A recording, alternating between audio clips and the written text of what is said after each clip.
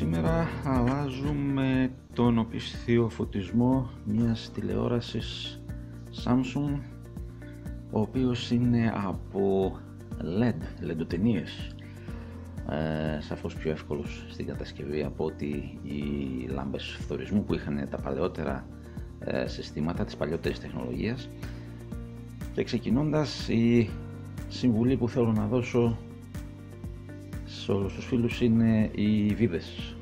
Τις βάζω όλες μαζί για να τις συγκρίνω. Όποτε βγάζω βίδες από κάποιο μηχάνημα, είτε είναι λαπτόπ, είτε είναι τηλεόραση, είτε είναι ηλεκτρική σκούπα, ραδιόφωνο, οτιδήποτε, βάζουμε τις βίδες τη μια δίπλα στην άλλη, τις συγκρίνουμε, θυμόμαστε όπου τις βγάζουμε, συγκρίνουμε κάθε βίδα με την προηγούμενη για να μην τις μπερδέψουμε. Οι τρεις προηγούμενες βίδες που βγάλαμε σε σχέση με αυτές τις τέσσερις που βγάζουμε εδώ είναι διαφορετικές και πιάνουν όλες στο ίδιο καπάκι, οπότε πρέπει να θυμόμαστε από πού βγάλαμε την κάθε βίδα και να τις συγκρίνουμε ώστε να ξέρουμε. Έχουμε τρεις μακριές περί τα 12 χιλιοστά με αραιό σφύρωμα, ενώ οι τέσσερις επόμενες είναι μικρές μη 3 επί 6 χιλιοστά και συγκρατούν όλες το καπάκι, και τις βάζουμε αν είναι δυνατόν και σε ξεχωριστό τασάκι, ώστε να μην τις μπερδέψουμε και να ξέρουμε ότι οι συγκεκριμένες βίδες είναι για το καπάκι, οι άλλες βίδες είναι για τη βάση κλπ. Προχωρώντας, η αποσυναρμολόγηση έχει κάποια βήματα σχετικά απλά. Κάποιες βίδες πάλι μη 3 χιλιοστά συγκρατούν το πλαστικό πλαίσιο γύρω στην ίδια σιδερένια βάση που βλέπουμε, οπότε βγάζουμε αυτές τις γύρω τις περιφερειακές της βίδες και ας μην φοβόμαστε να χρησιμοποιήσουμε τη λαβίδα αν δεν φτάνουν τα χέρια μας, ή αν έχουμε μαγνητάκι, και αυτό γίνεται.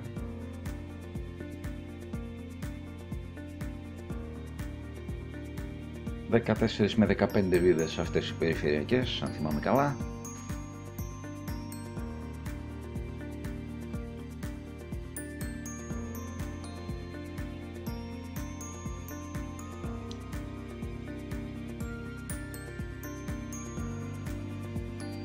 Πάντα με τη δέουσα προσοχή.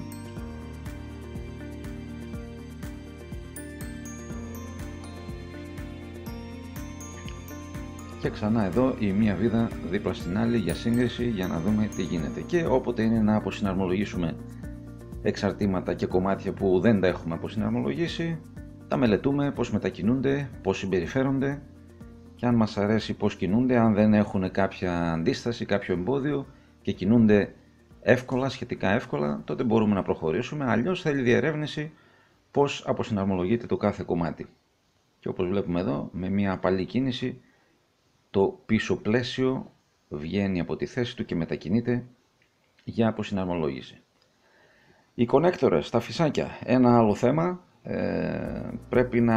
Καλό είναι να εξοικειωθούμε με των διαφόρων τύπων κονέκτορες και με τα συστήματα που ασφαλίζουν οι κονέκτορες στη θέση τους, και συνεχίζοντας, για να αφαιρέσουμε το πλαστικό πλαίσιο, να πούμε ότι εάν κάτι δεν μας αρέσει δεν το πιέζουμε, μελετούμε πώς είναι κατασκευασμένο, πώς είναι τοποθετημένο, ώστε να εξακριβώσουμε πώς μετακινείται, και αν δεν μας αρέσει και κινείται λίγο άσχημα ή δεν το πιέζουμε, δεν το προχωρούμε.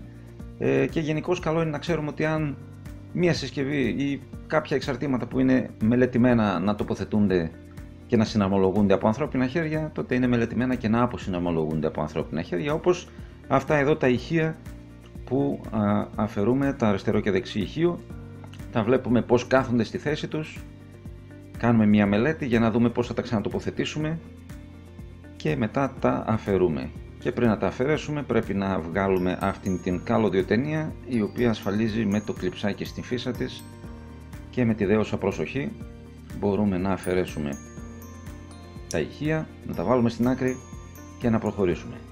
Επίσης και αυτές οι καλωδιοτενίες που είναι για τον μπροστινό LCD έχουν την διαφορετικού τύπου ασφάλιση στη φύσα τους και με προσοχή μπορούμε να τις αφαιρέσουμε και να προχωρήσουμε.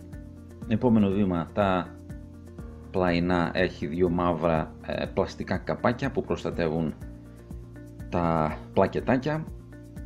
που μοιράζουν το σήμα για την LCD οθόνη μπροστά, για το πάνελ του LCD. Τα ανασηκώνουμε και αυτά με προσοχή, πιάνουμε κλειψάκια αυτά τα πλαστικάκια. Και εδώ έχουμε κάτι ενδιαφέρον, γύρω γύρω η Samsung τοποθέτησε μία μαύρη υφασμάτινη ταινία.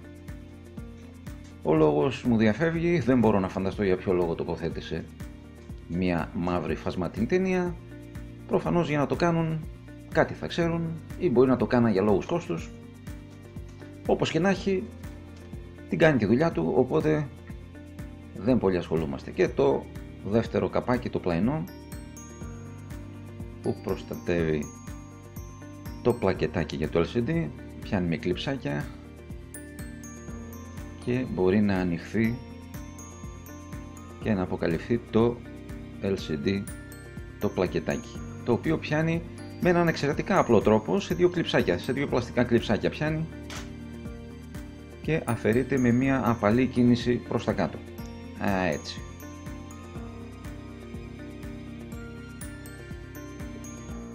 Και παρομοίως και το ζευγάρι του.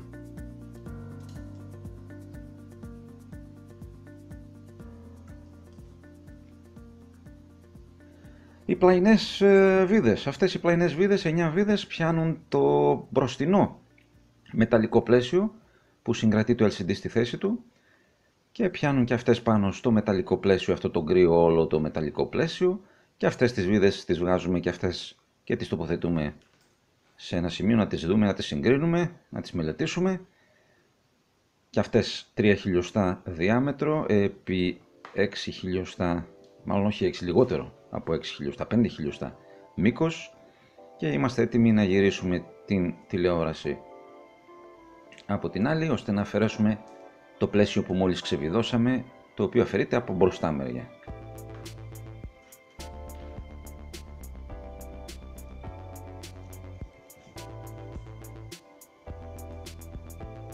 Έτσι σιγά σιγά απαλά, με προσοχή από την από κάτω πλευρά, ώστε να μην πατηθούν τα καλώδια, γι' αυτό βάζουμε από το πλάι αυτά τα αντικείμενα.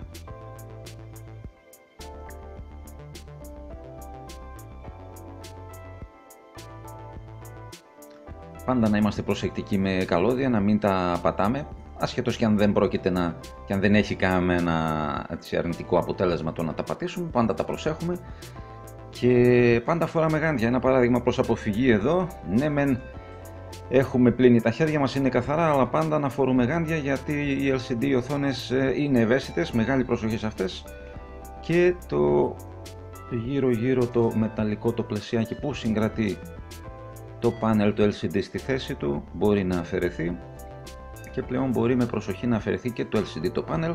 Με προσοχή, εδώ βλέπουμε τις καλωδιοτενίες που συνδέονται με το πάνελ και τις θεωρώ προσωπικά εξαιρετικά ευαίσθητες, γι' αυτό τις μεταχειρίζουμε με μεγάλη προσοχή.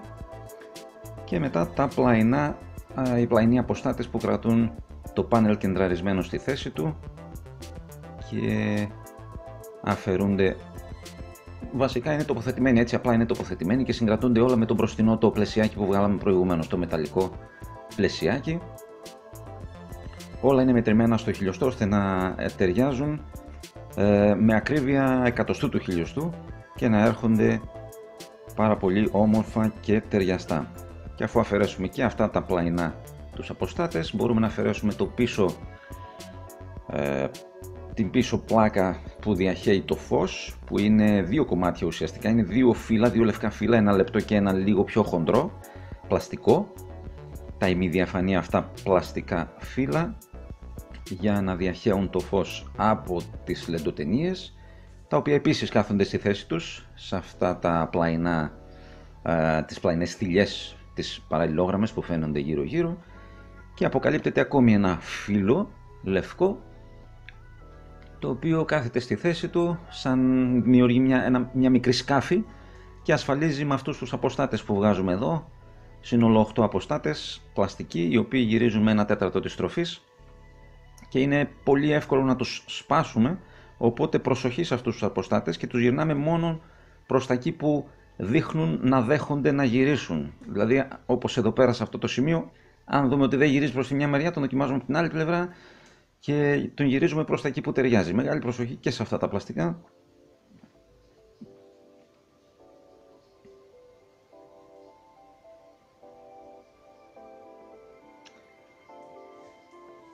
Συνολικά 8 αποστάτες.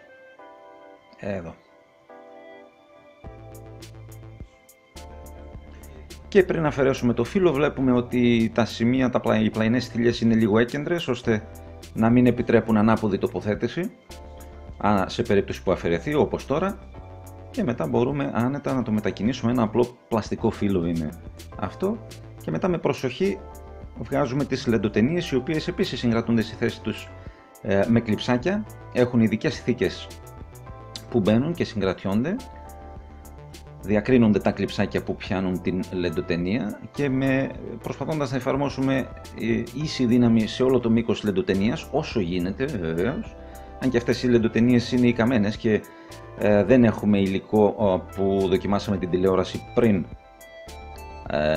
να ξεκινήσουμε την επισκευή, αλλά η τηλεόραση ήταν ουσιαστικά μαύρη, μόνο αυτή η πάνω η λεντοτενία άναβε που βγάζουμε τώρα, ενώ οι υπόλοιπες δεν άναβαν καθόλου, και εφαρμόζοντας όσο το δυνατό ίση δύναμη σε όλο το μήκος της λεντοτενίας προσπαθούμε να την αφαιρέσουμε. Από το πλάι η λεντοτενία έχει κλειψάκι, έχει μια φύσα, ένα μικρό φυσάκι με δύο επαφές, το οποίο κουμπώνει στην πλαϊνή κάθετη στήλη που είναι η στήλη του ρεύματος που τροφοδοτεί τις λεντοτενίες. Και το δεύτερο κομμάτι, το κοντό κομμάτι της λεντοτενίας, ενώνεται με το μακρύ κομμάτι της λεντοτενίας, επίσης με κλειψάκι, με φυσάκι, πάλι με δύο επαφές. Μια σχετικά απλή κατασκευή για ευκολία, προφανώς ευκολία στην τοποθέτηση, και η ευκολία πολλές φορές είναι και αξιοπίστη, αλλά και ρίχνει και το κόστος κατασκευής στην γραμμή παραγωγής. Οπότε έχουμε 7 σειρές από 2 λεντοτενίες η κάθε σειρά, μια μακριά μια κοντή, συνολικά 14 λεντοτενίες.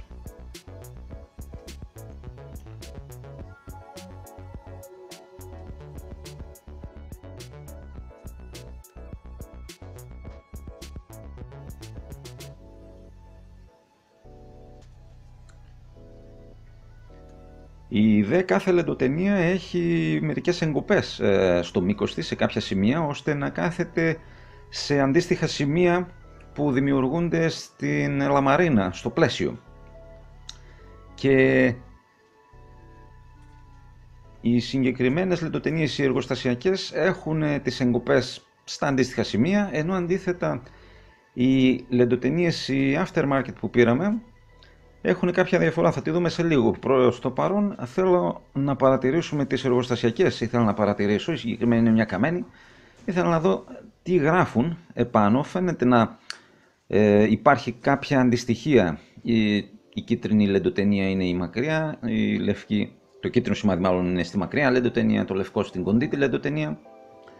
Έμοιαζε να έχει κάποια αντιστοιχεία η μακριά με την κοντή, για να αποκλείσουμε το θέμα ότι έχουμε κάποιο λάθος και τις βάλουμε λάθος και τις καινούριες λεντοτενίες, αλλά τελικά από ό,τι αποδείχθηκε δεν υπάρχει κάποιο σχέδιο και είναι τελικά και το πρώτο πράγμα που εντοπίζουμε στις aftermarket τις λεντοτενίες που είδαμε, που ξεδιπλώσαμε, ότι δεν έχουν κανένας είδους σημάδι επάνω τους, ούτε κίτρινο ούτε λευκό, οπότε καταλήγουμε στο συμπέρασμα ότι προφανώς δεν υπάρχει θέμα αντιστοιχίας. Οι μικρές ταινίες, κάποιες να πάνε με τις μακριές, κάποιες συγκεκριμένες να υπάρχει το ζευγάρι τους δηλαδή. Όλα πάνε όπως να είναι. Τοποθετώντας λοιπόν τις λεντοτενίες, μια αρχική τοποθέτηση κάνουμε, ok, και έπειτα η τοποθέτηση είναι κυριολεκτικά η ανάποδη εργασία από την αφαίρεση. Όπως βγάλαμε τις παλιές λεντοτενίες, με την ίδια προσοχή και εφαρμόζοντας ομοιόμορφη δύναμη, κάνουμε και την τοποθέτηση προσέχοντας να μπει η φύσα στα αριστερά στην στήλη του ρεύματος, της τροφοδοσίας, να μπει σωστά το κλειψάκι με τις δύο επαφές και να κουμπώσει.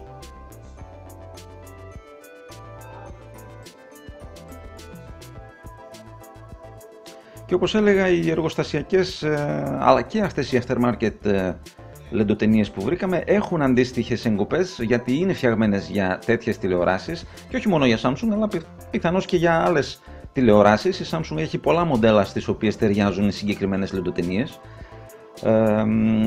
Και οι aftermarket λοιπόν οι λεντοτενίες έχουν τις ίδιες εγκοπές για να κάθονται στα ίδια σημεία, στα ίδια εξογκώματα, κάτι μικρά μπιμπικάκια κάνει το μέταλλο, η λαμαρίνα, στο σημείο που είναι να καθίσει η λεντοτενία, ώστε να αντιστοιχεί η λεντοτενία και να κάθεται σωστά, για λόγους ασφαλείας προφανώς, γιατί άπαξ και υπάρχει το μεσαίο κλειψάκι και κουμπώνει η κοντή λεντοτενία στη μακριά λεντοτενία, πλέον δεν υπάρχει φόβος να κουνηθεί η λεντοτενία, να πάει αριστερά-δεξιά, και μπαίνει και στα κλειψάκια τα μεταλλικά, μπαίνει και πιάνει με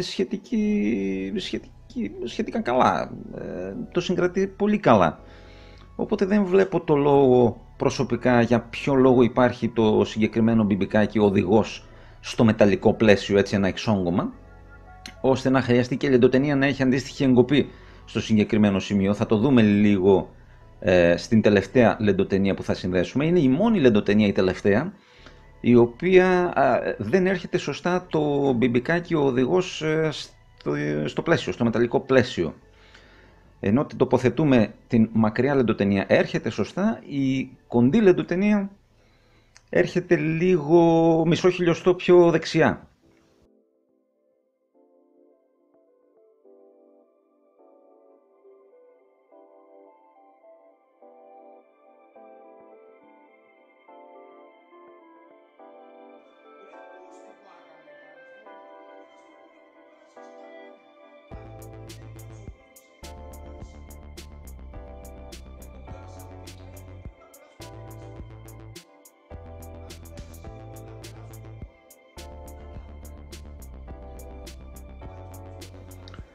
Δεν ξέρω αν είναι στη δική μας τοποθέτηση, δεν φαίνεται να είναι στη δική μας τοποθέτηση, γιατί τα δύο κλειψάκια τοποθετήθηκαν, οι φύσες, οι ηλεκτρικές φύσες τοποθετήθηκαν σωστά και κούμποσε και η μακριά λεντοτενία στην αριστερή φύσα του ρεύματος και η μεσαία η φύσα κούμποσε καλά, αλλά από ό,τι φαίνεται η λεντοτενία αυτή, η ακριανή, η τελευταία, έρχεται μισό χιλιοστό πιο δεξιά, οπότε σε αυτό το μικρό κυκλάκι που βλέπουμε εκεί έρχεται λίγο πιο πάνω, ανασηκώνοντας την άκρη της λεντοτενίας και δίνοντας ένα μικρό κενό, το οποίο δεν δημιουργεί ιδιαίτερο πρόβλημα ούτε στη λειτουργία της τηλεόρασης, ούτε επηρεάζει κάτι από τα υπόλοιπα εξαρτήματα που έρχονται από πάνω.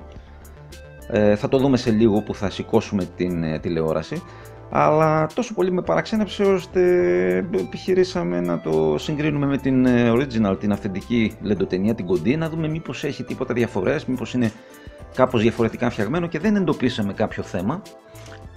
Οπότε καταλήξαμε στο συμπέρασμα ότι προφανώς δεν πρέπει να έχει και τόση πολύ σημασία το γεγονός ότι ανασηκώνεται λίγο, γύρω στα 2-2,5 χιλιοστά ανασηκώνεται η άκρη της λεντοτενίας, ούτε της δημιουργεί κάποιο πρόβλημα στον φωτισμό της, δηλαδή πάλι συνεχίζει να φαίνεται πολύ καλά κάτω εδώ πέρα, εκεί κάτω δεξιά, όσο ανασηκώνεται η λεντοτενία, που είναι πάρα πολύ χαμηλά κάτω από τα λευκά πλαστικά για την διάθλαση του φωτός, και δεν επηρεάζει καθόλου τίποτα στη συναμολόγηση ή στη λειτουργία.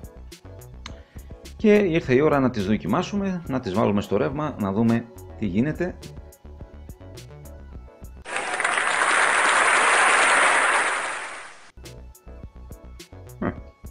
Μάλιστα. Και προφανώς δουλεύουν πάρα πολύ καλά, οπότε καταλήξαμε λοιπόν στο γεγονός στο συμπέρασμα ότι δεν πρέπει να έχει κάποια ιδιαίτερη σημασία η μικρή λεντοτενία που ανασηκώνεται. Και ξανά, πλέον μπορούμε να βάλουμε το βίντεο να το δούμε ανάποδα και θα έχουμε την εργασία της αποσυναρμολόγησης. Ακολουθούμε την αντίθετη ακριβώς εργασία. Βάζουμε το πίσω λευκό φύλλο, το ασφαλίζουμε στη θέση του με τους αποστάτες. Βάζουμε τα λευκά πλαστικά για τη διάθλαση του φωτός που μπαίνουν σε ένα συγκεκριμένο σημείο και αυτά, και ασφαλίζουν, κάθονται έτσι βασικά στη θέση τους. Βάζουμε τους πλαστικούς αποστάτες γύρω γύρω, απλά τους τοποθετούμε και αυτούς, κάθονται και αυτοί σε συγκεκριμένο σημείο.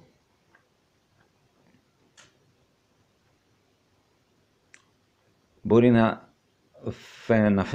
να τα βλέπουμε σε γρήγορη κίνηση, αλλά Η πραγματικότητα είναι ότι τα βάζουμε με την απαραίτητη προσοχή, το πάνελ εδώ πάντα με την απαραίτητη προσοχή.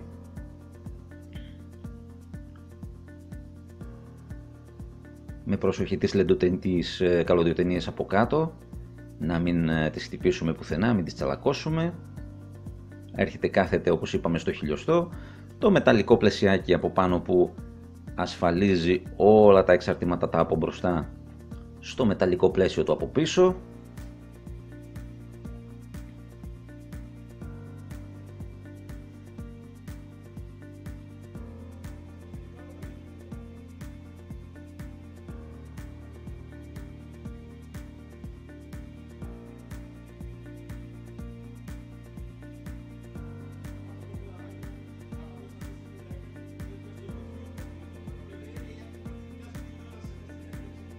Και μπορούμε, πιστεύω, να γυρίσουμε την οθόνη και να δουλέψουμε στην από πίσω πλευρά.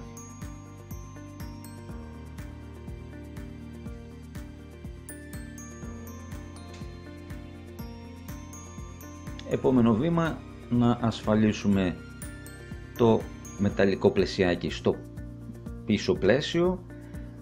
Ένα άλλο σημείο που θέλω να σταθώ είναι η επανατοποθέτηση των βιδών. Προτιμώ τέτοιες μικρές βίδες με μετρικό σπήρωμα, με λεπτά σπυρώματα γενικώς, αλλά και άλλες βίδες. Προτιμώ να τις ξεβιδώνω ελαφρώς όπως εδώ, ώστε να πιάσουν καλά το σπήρωμα και να είμαι σίγουρος ότι μπαίνουν σωστά στο σπήρωμα, ώστε να μην κλωτσίσει κανένα πάσο από μέσα και τις χαλάσουμε. Και κατά τα άλλα προχωρούμε με την αντίθετη σειρά, ασφαλίζουμε το πλαισιάκι πάνω στο το μπροστά πλαισιάκι πάνω στο μεταλλικό πλαίσιο.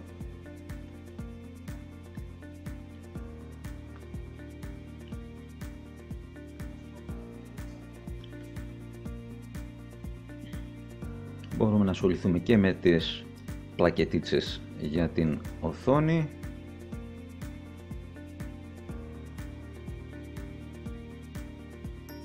Η σειρά δεν έχει και τόση σημασία, δηλαδή μπορούμε να βάλουμε τη μία πλακέτα, μπορούμε να κλείσουμε την ταινία την αυτοκόλλητη γύρω γύρω και μετά να βάλουμε την δεξιά ταινία, όπως και να είναι, σειρά είναι όπως μας εξυπηρετεί. Πλέον ασφαλίζουμε το πλαστικό καπάκι και το αριστερό πλαστικό καπάκι, το προστατευτικό, και μπορούμε μετά να τοποθετήσουμε και γύρω γύρω την αυτοκόλλητη ταινία για να καθίσει και αυτή στη θέση της.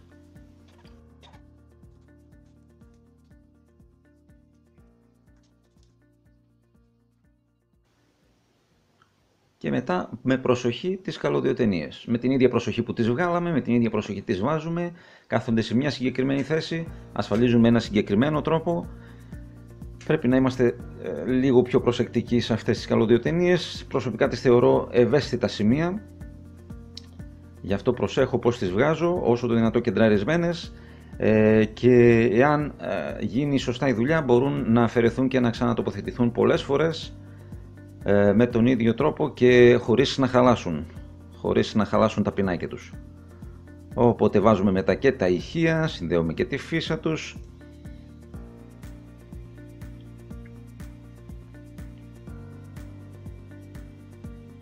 Και τη μεσαία καλωδιοτενία φυσικά, επίσης με προσοχή και κεντραρισμένη και κάθεται σωστά και όμορφα, και το πίσω πανελάκι ξανατοποθετείται στη θέση του. Το δεκαλωδιάκι που ξεβγάλαμε στην αρχή για αυτό το πανελάκι, αυτό το κίτρινο φυσάκι εκεί δεξιά, είναι για το κουμπάκι του μενού για τη διαπαφή με το χρήστη, που βρίσκεται στο πίσω μέρος της οθόνης για αισθητικούς σκοπούς. Έτσι μπαίνει και κάθεται καλά, και αφού το βάλουμε με την ταινία του, την αυτοκόλλητη, μπορούμε να τοποθετήσουμε και το φυσάκι του και πλέον με τις συνδέσεις είμαστε εντάξει και μπορούμε να το βιδώσουμε στη θέση του με τα βιδάκια και να το ασφαλίσουμε.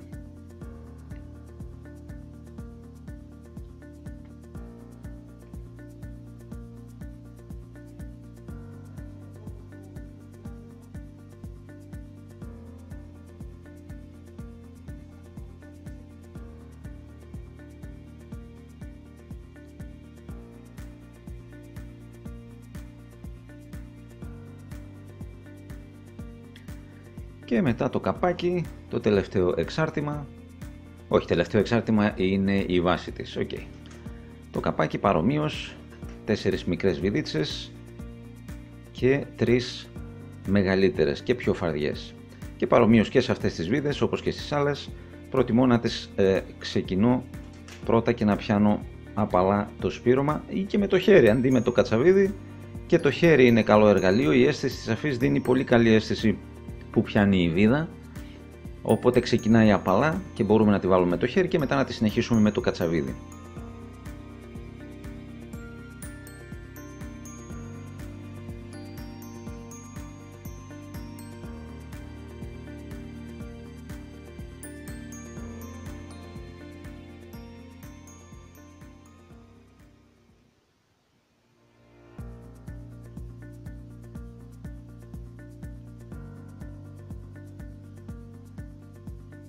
Και τέλος η βάση με τις 4 τελευταίες βιδίτσες, οι οποίες όπως είπαμε είναι περί τα 16 χιλιοστά μήκος με αραιό σπήρωμα και η τελευταία μας έφυγε εκτός πλάνου, συγγνώμη.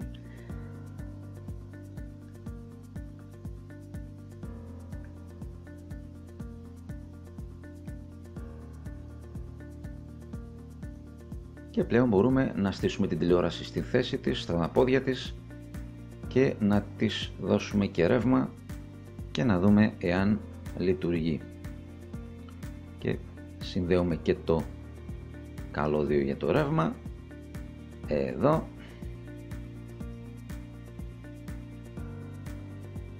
Και για να δούμε η στιγμή της αλήθειας.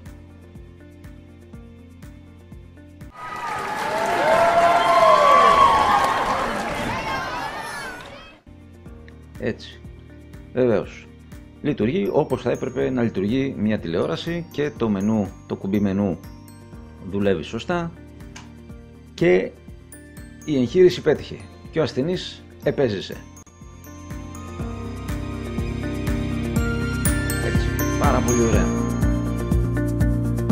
Αυτά για σήμερα. Ευχαριστώ για την παρέα και είμαστε μια χαρά. Πάμε για άλλα.